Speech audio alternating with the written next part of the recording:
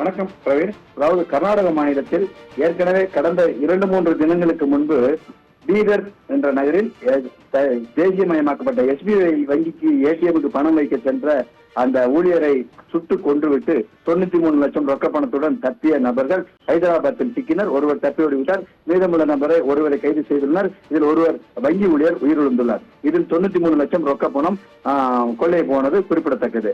இந்த நிலையில் இதே கர்நாடக மாநிலத்தின் மங்களூரு நகரில் பட்ட பகலில் வங்கிக்குள் புகுந்த 5 பேர் கொண்ட கும்பல் வங்கி ஊழியர்களை மிரட்டி சுமார் 10 கோடி மதிப்புள்ள தங்க நகைகள் ரொக்க பணத்தை கொள்ளையடித்து கேரளாவுக்குள் தப்பிச் சென்றது. இது நடந்து 3 நாட்கள் ஆகிறது. இன்னும் கொள்ளையர்கள் இந்த மங்களூருவை பொறுத்தவரை கொள்ளையர்கள் யாரும் சிக்கவில்லை. தற்போது கொள்ளையர்களை பிடிப்பதற்காக தனிப்படை கர்நாடகா, கேரளா, தமிழ்நாடு உள்ளிட்ட பகுதிகளுக்கு விரைந்து இது ஒரும் இருக்க இன்று தற்போது அதாவது சற்று முன்பு மைசூரு மாவட்டம் ஜெயபுரா போலீஸ் எல்லைக்கு உட்பட்ட ஆரோஹள்ளி என்ற இடத்தில் கேரள மாநிலத்தைச் சேர்ந்த சூபி என்ற தொழிலதிபர் காரில் சென்று கொண்டிருந்த போது மற்ற 2 கார்களில் வந்த கொள்ளை கும்பர் அவர் காரை தடுத்து நிறுத்தி அவரை காரிலிருந்து இறக்கிவிட்டு தாக்கி அதிரடியாக அவர் காருடன் அவர் பணத்தையும் அள்ளி தப்பி எடுத்து சென்றுள்ளது.